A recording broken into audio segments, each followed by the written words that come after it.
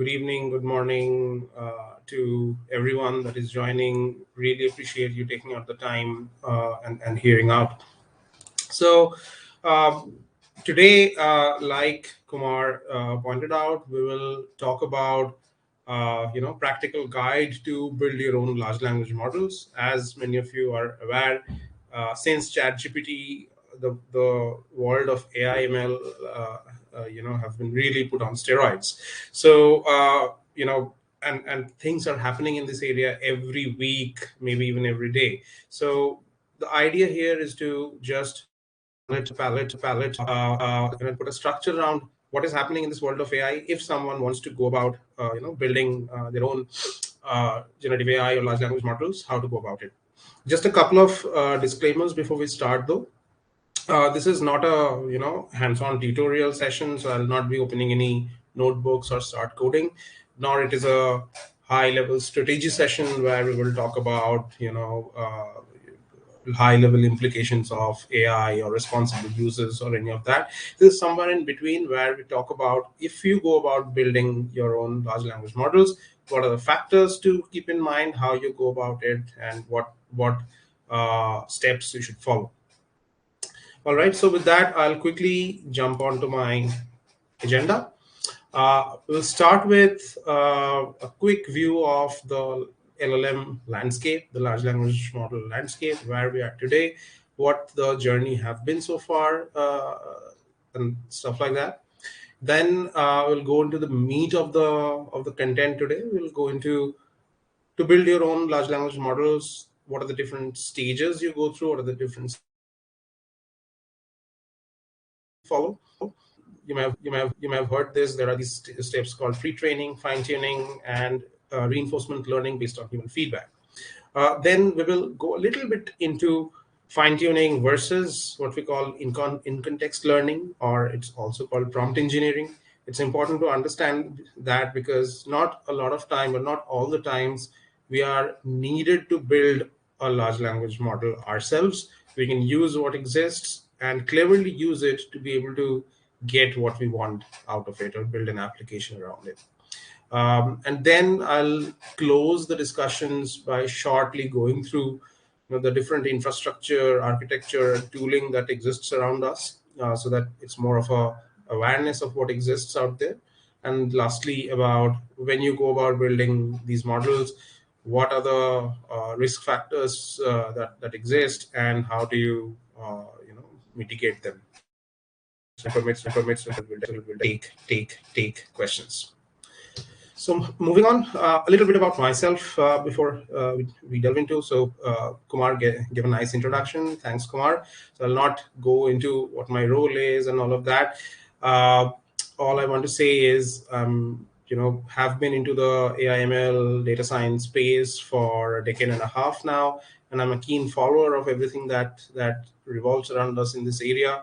And not just that, I'm very passionate about being an innovator myself. So I have a few granted US patents, and more are in the works. I love to connect with people, coach and mentor them in their own journeys about AI, ML, data, and everything. I love to speak at different conferences. All right, and in my free time, like many of you, I like to travel. I like to read. Spend time with friends. Very usual stuff. All right, so getting into the content now. So like I said, we'll start with the model, and though many of you may be aware of this already, this is a good start to give ourselves a context of why we need a session like today's. This is because, like, since let's say November last year, since ChatGPT came into the picture, the ground beneath us is shifting very, very fast. Every week there is a new model. Very recently, you may have heard the Llama 2 model from Meta got released. Then Google has its set of model. OpenAI and Microsoft have the GPT group of models like GPT-3, GPT 3.5, GPT-4, and there are various other organizations and groups, both open source as well as closed source, that are coming up with new models every week, really. And not just the models, the infrastructure stack, the application stack around that is very fast developing. You will hear about the lang chains and the llama indexes, which are basically the software around us. You'll hear around that. You'll hear about the prompt engineering space, which in itself is quite vast these days. You'll hear about vector databases and whatnot, really. So let's try to make some sense around it and where all these pieces fit together in your journey to build a large language model yourself.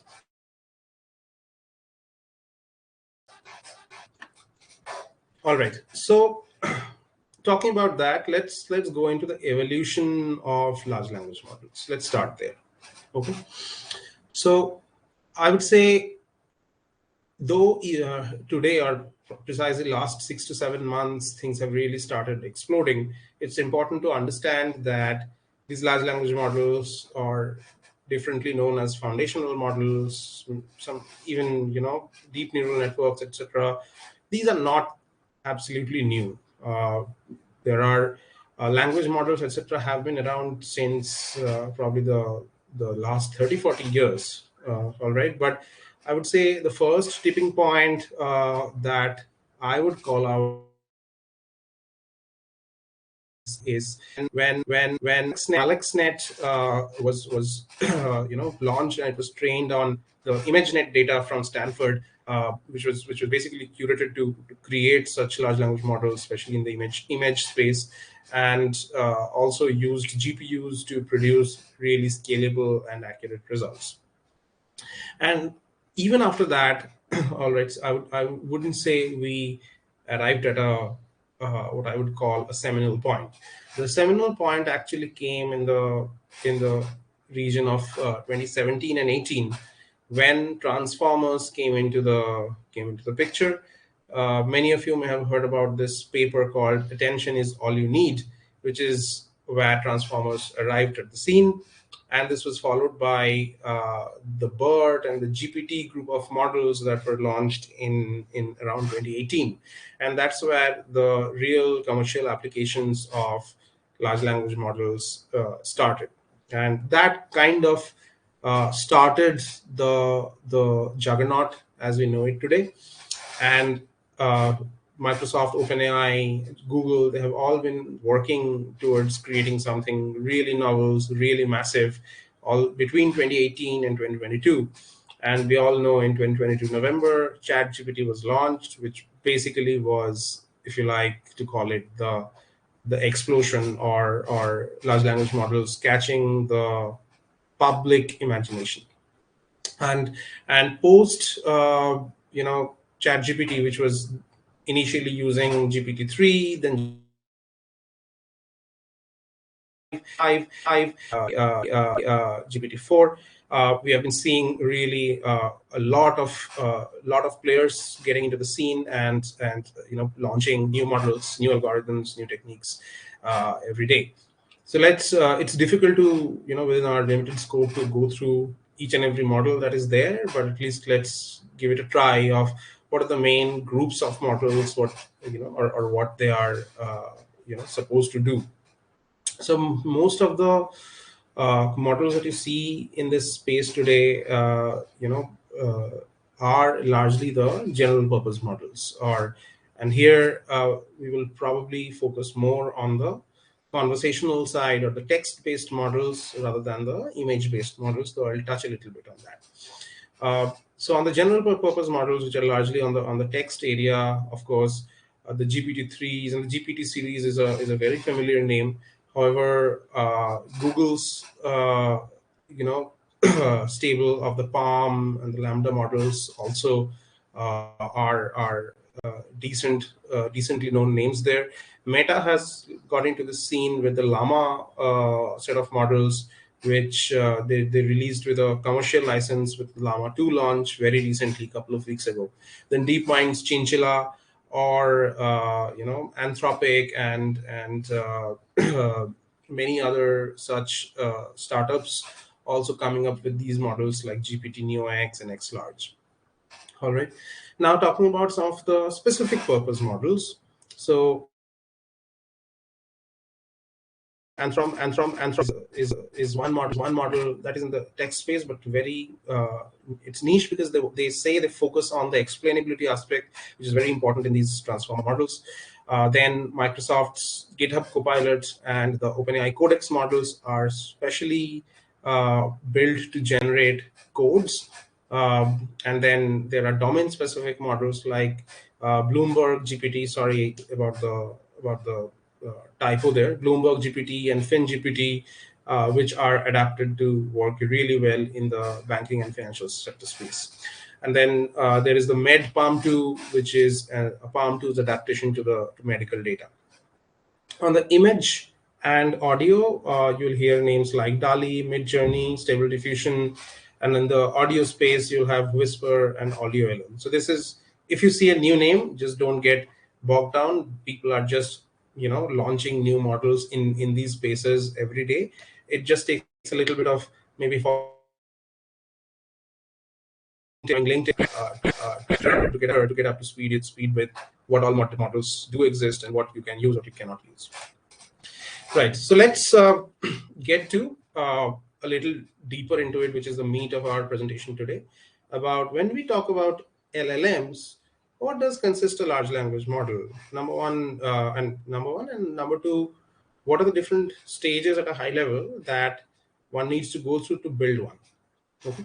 So the large language models, also called foundational models, starts with what this step called pre-training. Pre-training is nothing but you start with a very large corpus of data, an internet scale of data. You have access to a really huge set of computers with GPUs and DPUs, and you train it for months using millions of dollars to come up with what we call a foundational model. The idea is that these models are trained on such a wide and varied and big corpus of data that they become like champions of knowing almost all known patterns of data, especially when it comes to text again. All right. But however, it's important to call out that creating a foundational model or a pre-training is not something that you and I can open a notebook and can start doing. It needs that amount of investment. It needs that amount of infrastructure and all the data in the world that we talked about to get going. So it's a very expensive process. But yes, organizations with a good know-how in the matter and a good investment support definitely can do that. And all these foundational models that we see today are pretty much worked upon by such organizations. All right. So the outcome of this pre-trained model is what we call the base model or the foundational model.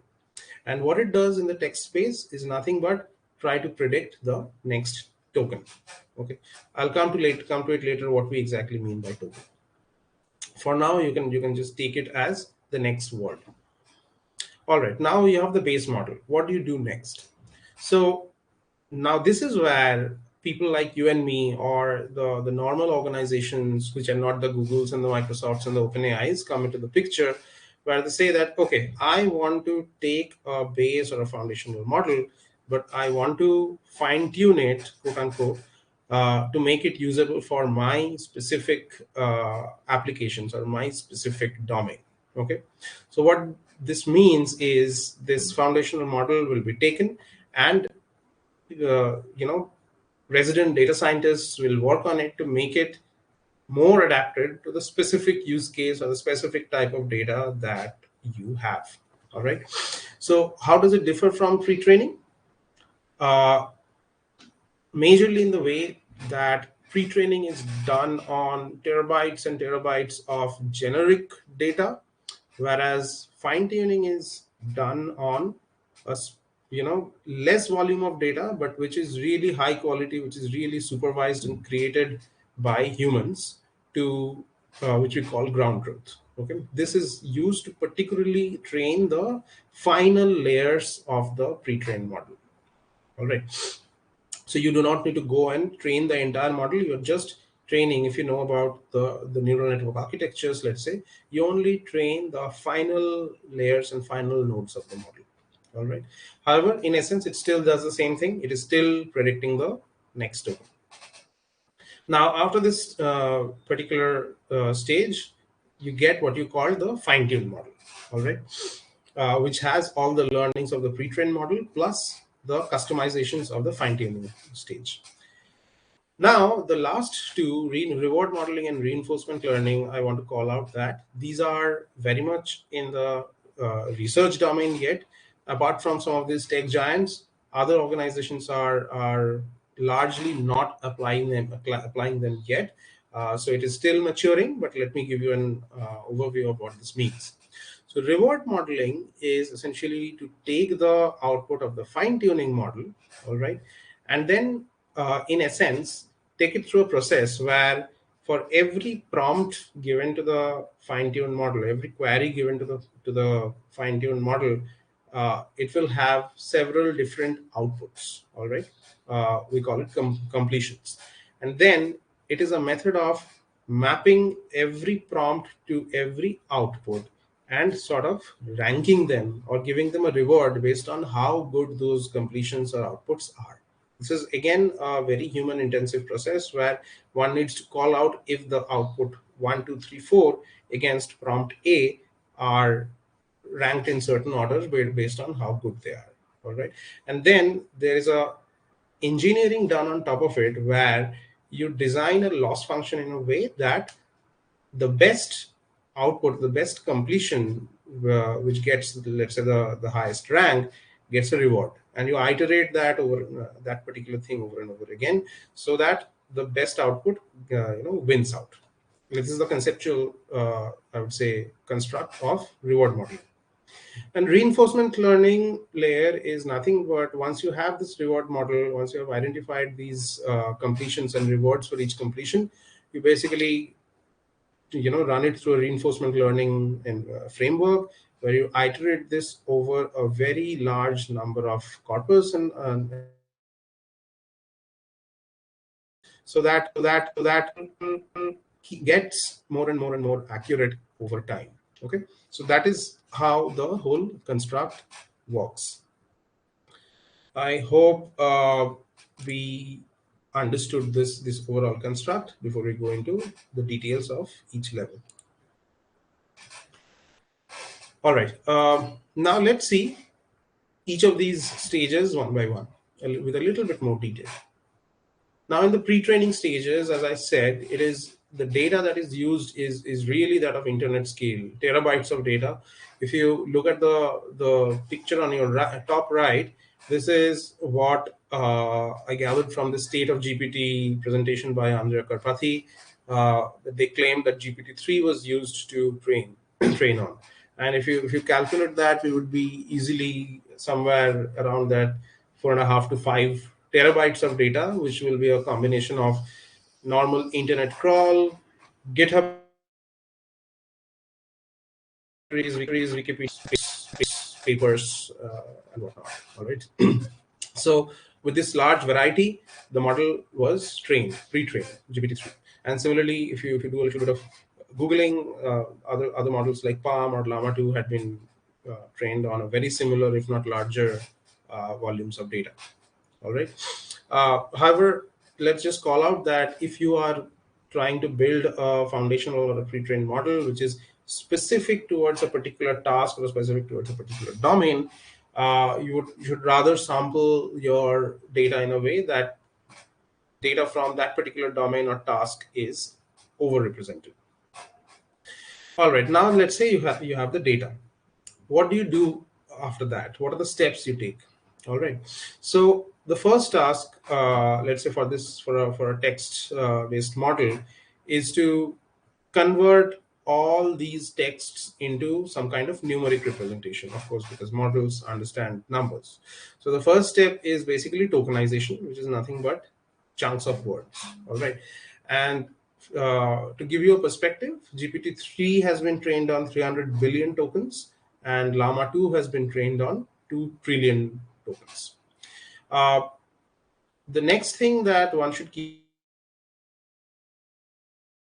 is what context length. Okay, so what is a context? A context is nothing but how many tokens can the model handle. All right, so let's say how many words can the model handle fairly reliably to generate the next token in a meaningful way. All right, and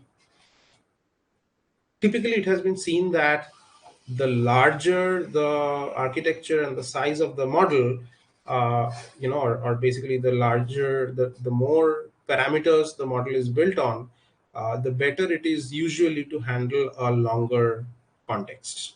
Okay, so GPT-3, for example, which was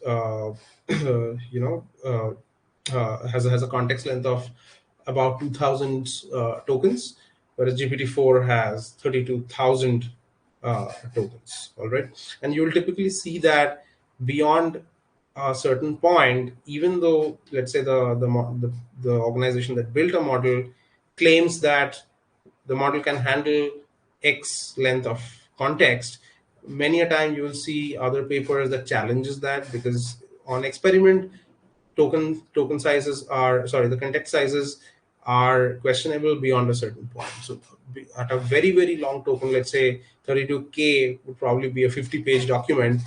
Having understanding and reminding, or having all the context in that 50-page document and storing it is not an easy task. Oh.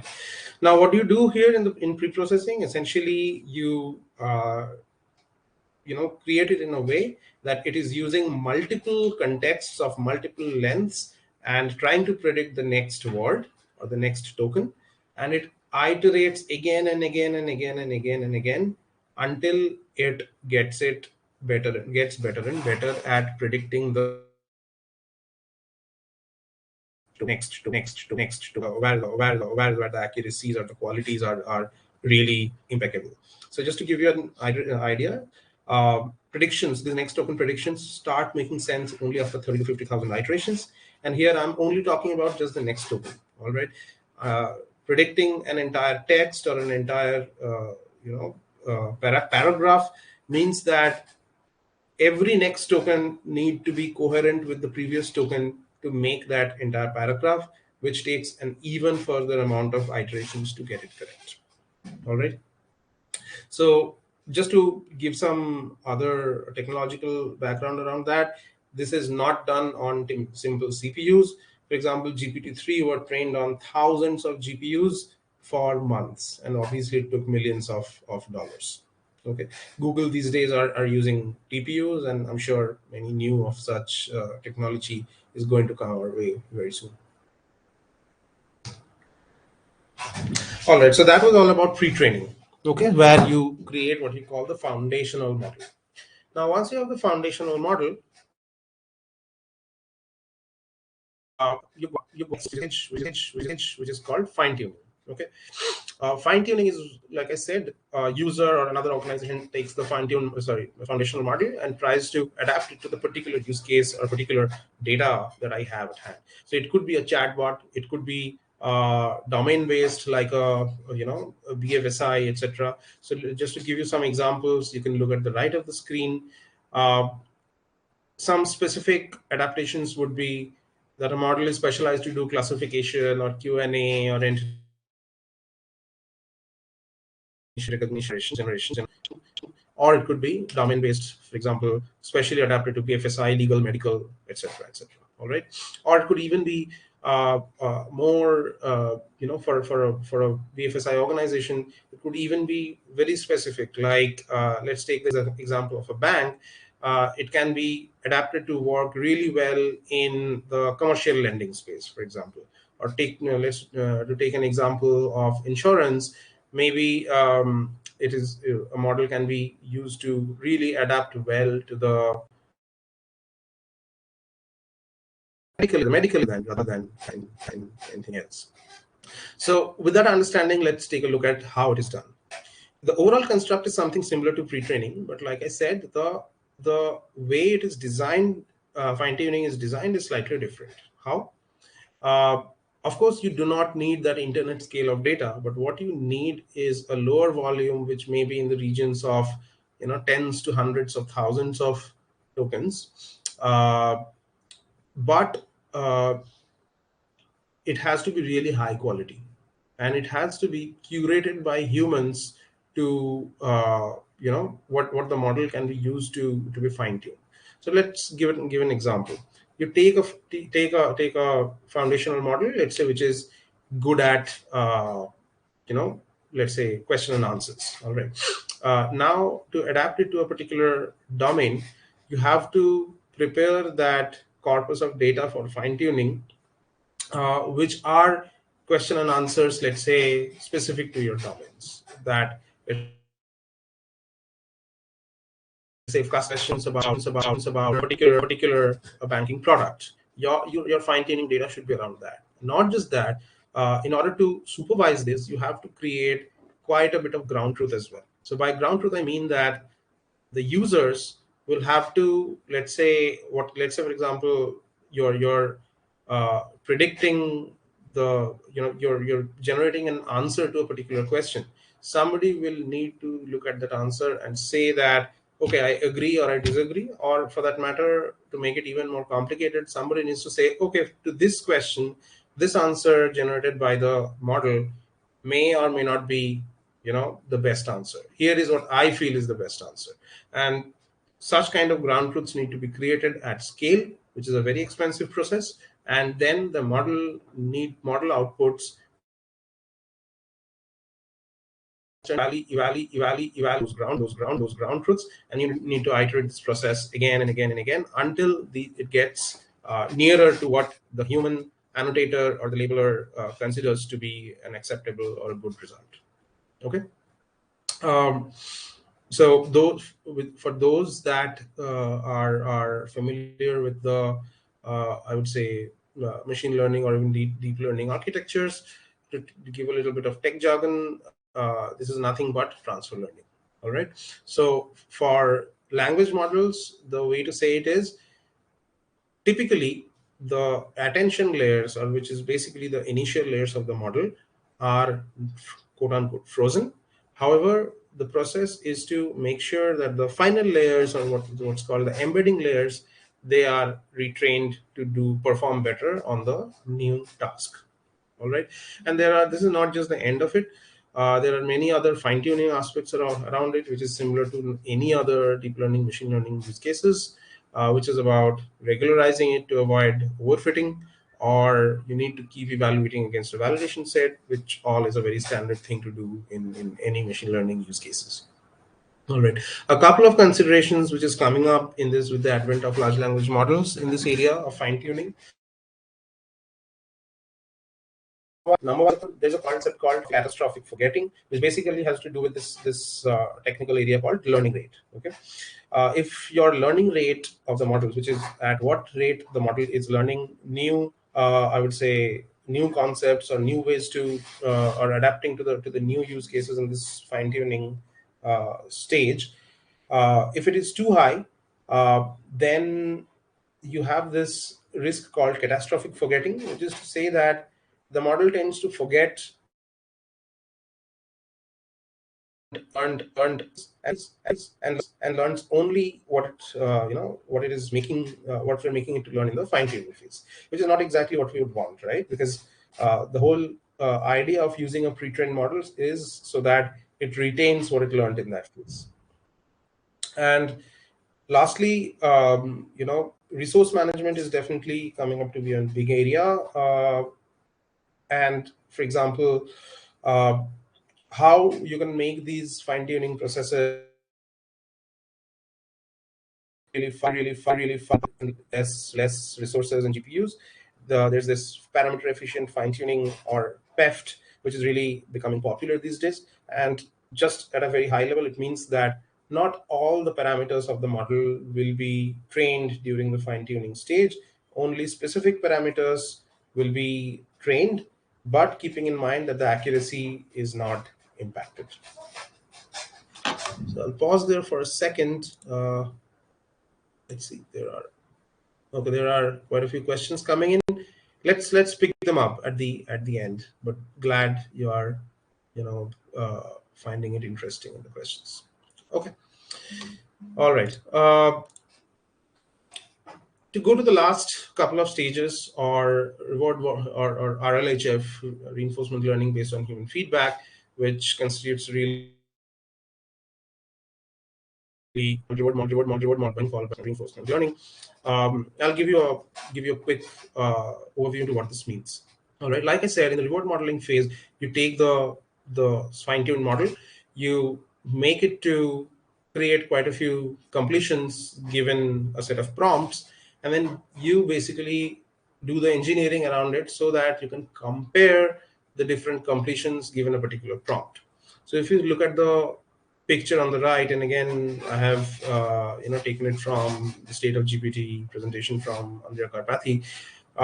For the blue boxes are each line is a particular prompt, and the yellow part of each line is basically a completion of that prompt. Okay, so for each prompt, for example, there are 6 prompts: A, B, C, D, E, F, and for each prompt there are 3 completions. So a prompt A will have completion 1, completion 2, completion 3, and so on.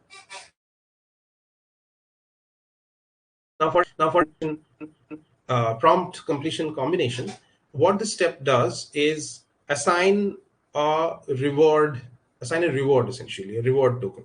All right, and the job of this reward token is to uh, let's say design the reward in a certain way that the best completion gets the highest reward. All right, and this again is a very human dependent process where we need a human response, or a human created ground truth to rank these completions, that between for prompt A 1 2 3, let's say maybe 1 uh, is a rank 2, 2 is rank 1, and 3 is uh, rank 3, for example. uh, all right, and for that this reward is maximized for the particular completion where it is closest to the ground truth, essentially. And you then keep iterating. Reinforcement learning is nothing but keeping this particular construct, and then you iterate with a feedback loop into the model so that it learns from its inaccuracies along the way, and it keeps improving. Already it finds the pattern so that consistently the best or the closest completions to the ground truths are winning. Okay, that's basically what reinforcement learning is. And you keep doing that enough number of times, you basically get your reinforcement learning model.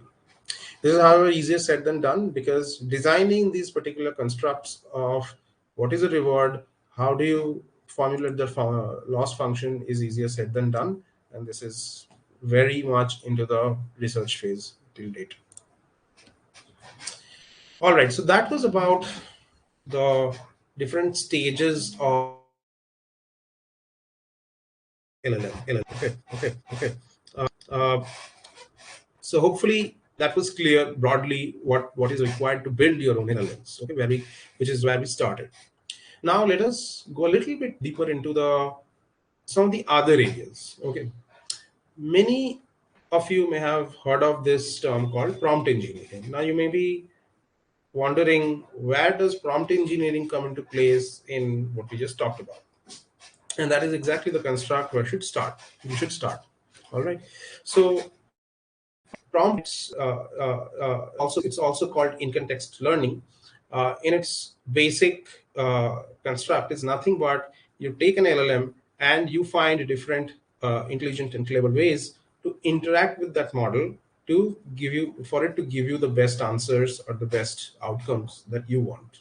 Okay, the difference is that in this particular case, you are just taking a base model, let's say, or the foundational model, and you're trying to out of it, trying to fine tune that model, or without trying to put it through a reinforcement learning sort of a construct. Why? Because fine tuning your own model or putting it through the any other stages is expensive. You need all those infrastructure and architecture and all of that. You need that investment. You may or may not be in a position to do that or do that really, really well. Of course, depends on your organization's budget. Okay, so here I've put together a little bit of a when to use what. If you look at the left of the screen, I think these could be good guiding principles. So number one is you need to ask really is your task that you want to achieve is really novel, or if it's not really novel, and let's say you just want to build a chatbot, okay, that can answer generic do a normal generic Q&A well. There are plenty of models in the market that does that well. So you may not need to fine tune it. Okay. Second, I would say is like the budget question. Do you really need and have the budget to okay? And the third is if you or your organization has data privacy concerns, all right?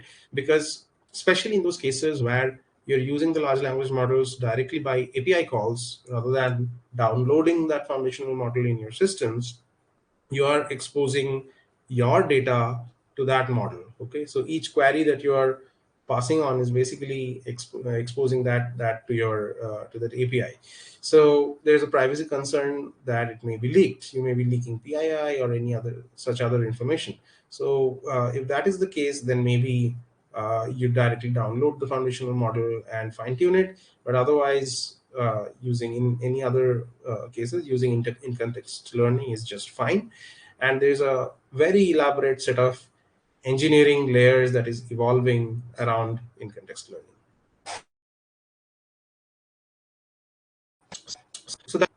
So that apart, let's give a couple of minutes to understand this in context learning or prompt engineering.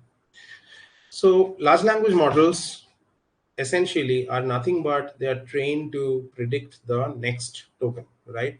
They are not, I would say, systems that are usually trained to do all sorts of tasks, whether it be question answer, whether it be classification, whether it be, text generation, some domain specific specialization brought in really, really well. Okay. So I'm sure many of you have played around with ChatGPT and Bard by now. You've seen that number one, they learn over time, and number two, many a time they don't give the right answer the first time. All right, you have to give them certain clues. You have to ask them to break down the responses, and then you start getting more and more intelligent answers. Okay, and why does this happen? This happens because of various different reasons. Number one, going back to the same concept of the model context. Okay, so every of these large language models can handle a certain length of context well. Beyond that, it starts disintegrating. All right, and the second thing you have to understand is these models during the scoring or the inference stages, they use a lot of memory. Okay, so whatever they have learned, they are stored in let's say all right. And these embeddings, number one, take a lot of storage and memory. And when you're asking a question that is long and complex enough, it is trying to make sense of it by ingesting all of that query or the prompt into the memory. Okay, so for it to understand it well, it is very dependent on how good the allocated memory is utilized, or is it long enough memory to handle a complex prompt like you have just passed on. So with that, essentially, it usually does well if you break down your complex and long questions in a way so that it's in a step by step way. So to say whatever you down in a way that it each step of arriving into that answer becomes easier for the model. I hope I could explain it. So say for example, you give it a puzzle and you are asking it to solve the puzzle. It would probably be a better idea for you to try and break that puzzle into intermediate steps and ask each step to that model. Okay, so tell me, based on what would be your first step to do this. Okay, now that you have answered this, based on this answer, tell me what is the next thing you would do, like that. Okay, so the same concepts really emerge in the advancements that we are seeing in prompt engineering or in context learning. So, and here are some of the list. I would encourage you to go back and read that area. So the first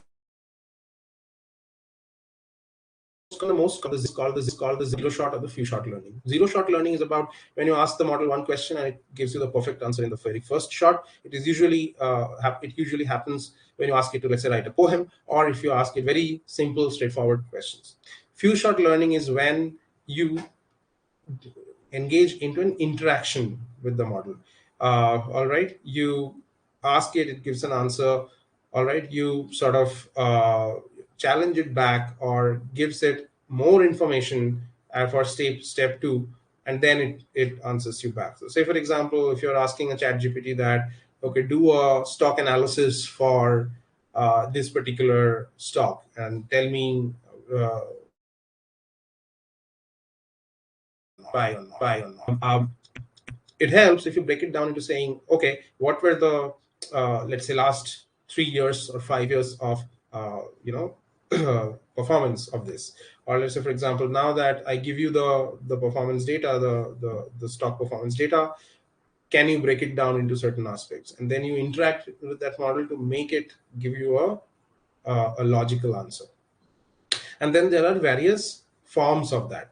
So let's say self-criticism or self-prompting are areas where you make the model challenge its own outcome. So say, for example, you ask a model that, uh, all right, give me a write me a poem. All right, and you see that it writes a poem that actually rhymes, and you have to ask back, do you think you met the criteria, and are you actually writing a poem that is not rhyming? It will then go back and understand its mistake, and then it will come back with the right answer probably. Similarly, self-prompting. Many a time you can ask the model itself that, okay, tell me which prompt I'll give you so that you can answer this so and so questions in the best possible way. All right.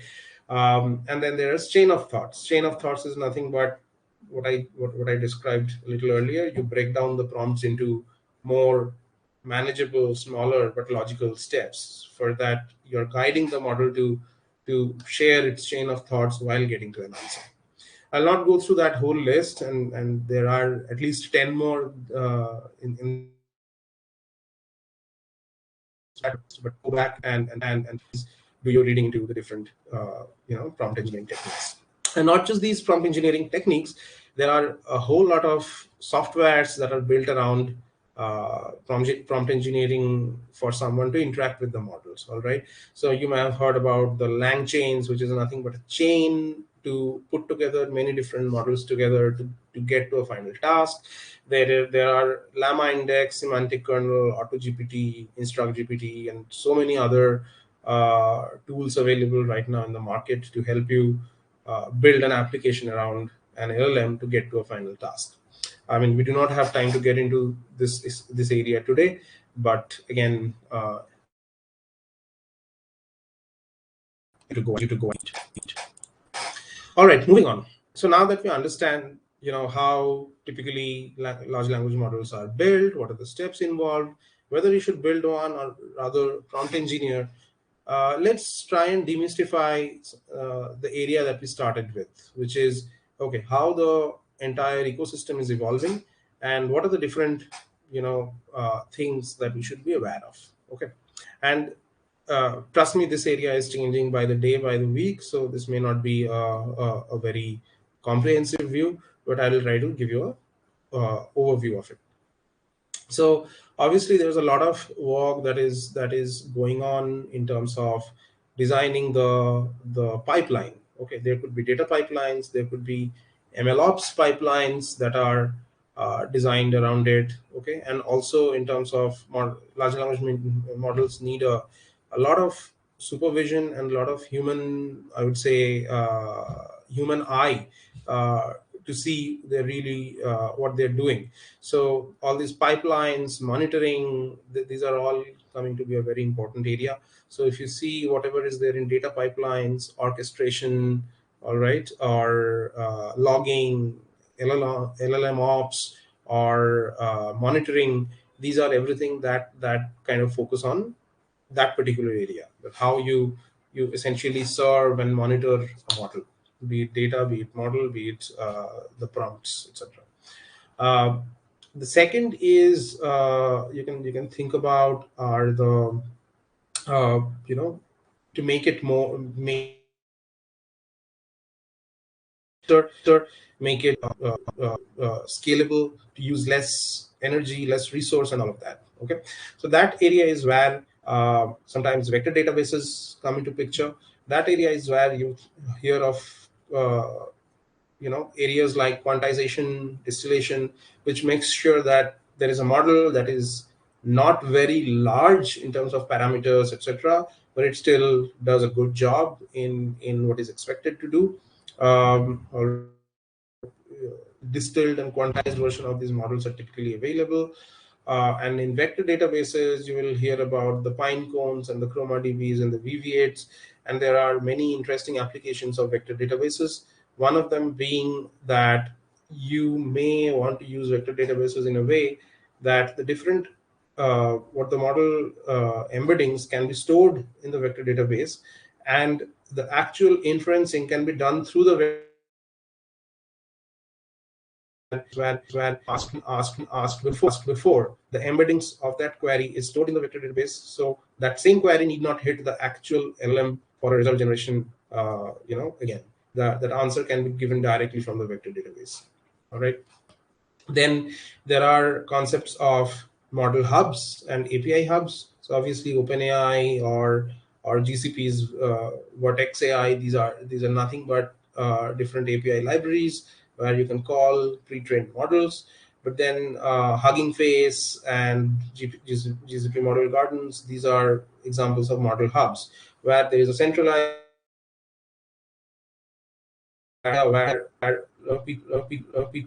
people can build models and put it into the hub to be used by the broader the broader community. All right, and you can yourself build a model or fine tune a model and put that fine tuned version back into that hub as well.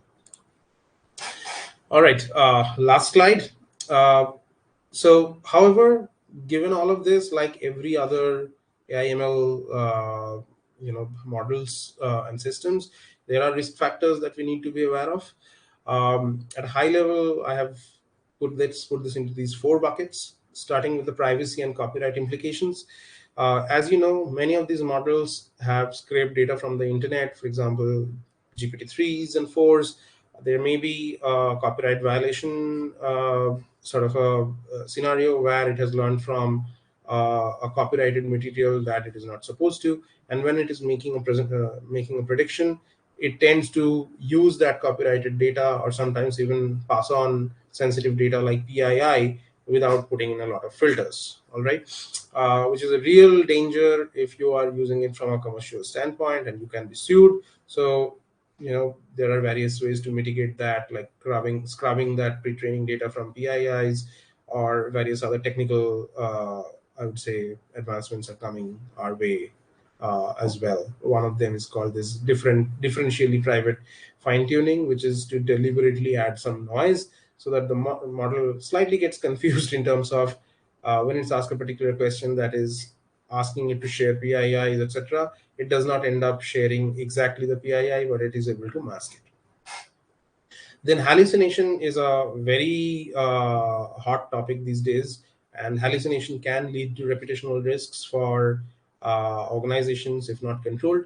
So this arises from the fact that LLMs have quote unquote emergent capabilities. All right, since they have learned a wide variety of patterns from the data that they have been trained on. All right, they can output things which they have not been exactly trained to do. All right, example, think about your chatbot is customer facing as a organization, and there are certain policy boundaries that, let's say, a human contact center agent would abide by, but the model can go beyond that and say something which is not typically within the policy book. And what happens then? The customer will come and claim that, okay, your contact center bot has said me so, but uh, you're not honoring that. Okay, that can get you sued and can lead to reputational risks. All right, it is a area of active research, and there are many ways that are proposed to for this to be mitigated. All I say is this is not done deal yet. How to control, and depending on the use case or depending on the particular situation at hand, people need to be aware and control the output. Okay, just to give talk about the mitigations. If you have access to RLHF models are typically less vulnerable to this.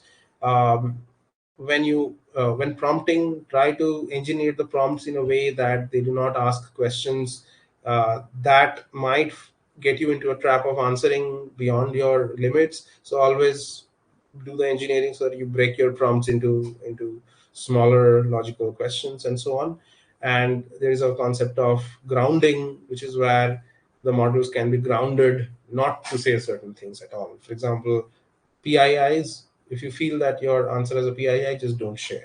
Okay, uh, that sort of stuff. Next up is robustness. Robustness is an area where these models are susceptible to input perturbations. All right. Uh, so sometimes you ask the same question in a slightly different ways, it will give you very different answers. Many of you may have uh, seen these examples where if you ask ChatGPT, and it was all over LinkedIn, if you ask ChatGPT that give me the list of sites for where I can use let's say uh, uncopyrighted, or I can download uh, copyrighted content. All right, also all the pirate bays and the proxies, and it says no, I won't give you that. But if you ask the same question in a different way, that okay, what are the sites I should avoid so that I avoid the risk of this, it gives you the same list. All right, so this is where a robustness problem comes in. And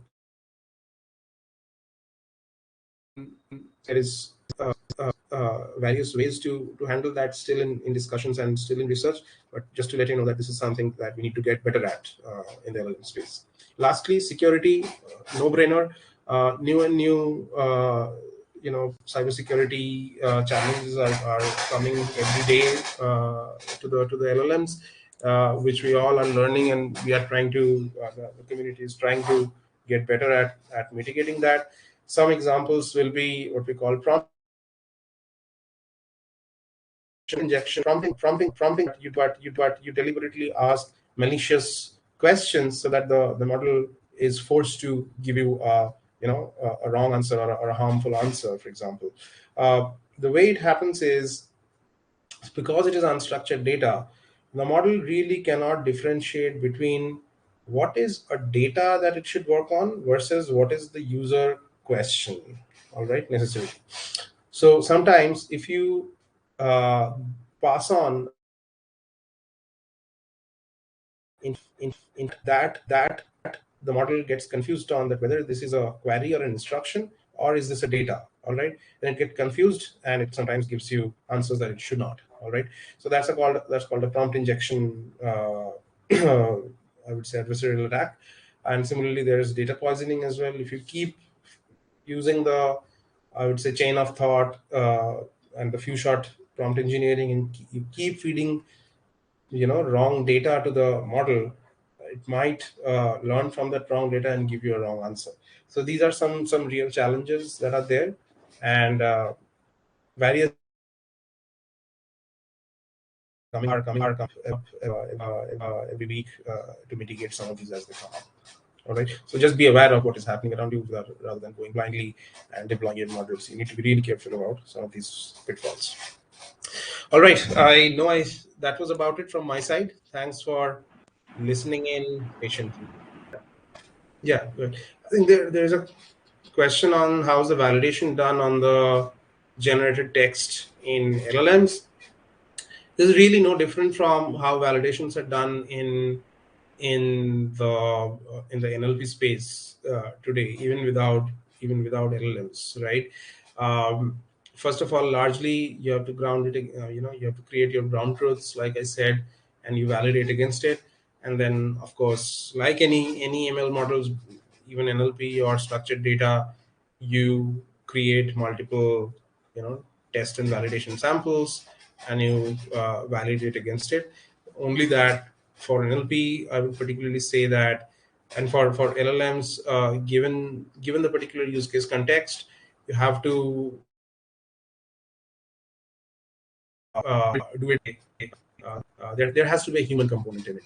It's not just that you're looking into your model accuracies and how the F1 scores and precisions and recalls are comparing between train, test, and validations, but also there has to be a qualitative aspect where, like I said, the output that is generated by the model is qualitatively validated against an output that is created by quote unquote an SME on the same question. Someone go and rank the model outputs based on how close the output is to the what is to the SME output, what is considered gold standard. Okay, so there are some of these things you can apply. So Rupjyoti, there was a question which I didn't clearly get: how to improve a contextual learning model improved by LLMs. I would need a little bit more explanation on that. Then thank you so much, everyone. All right, hope you really found this useful. Happy to be, if you have any questions, happy to be contacted, and I'll try my best to get back. Kumar, with that, I hope we're done for today. Yeah. Thanks a lot, Shubham, for your time.